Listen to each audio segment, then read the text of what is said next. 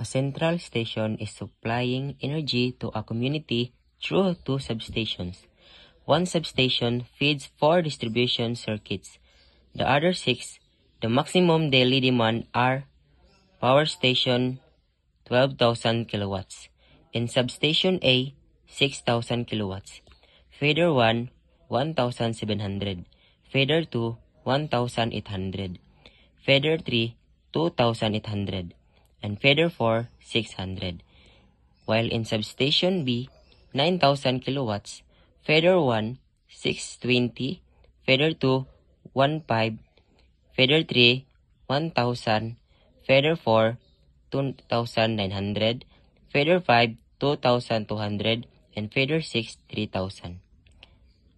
So, calculate the diversity factor between A, substations, B, feeders on A, C, feeders on B.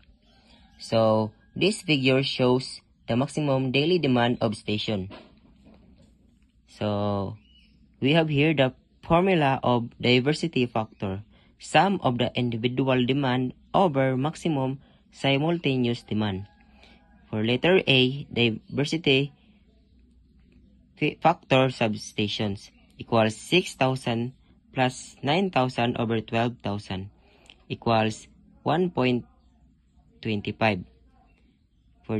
For B, diversity factor feeders A equals 1,700 plus 1,800 plus 2,800 plus 600 over 6,000 equals 1.15. For letter C, diversity factor feeders B equals 620 plus 1,500 plus 1,000 plus 2,900 plus 2,200 plus 3,000 over 9,000 equals 1.25. So that's all, sir. Thank you.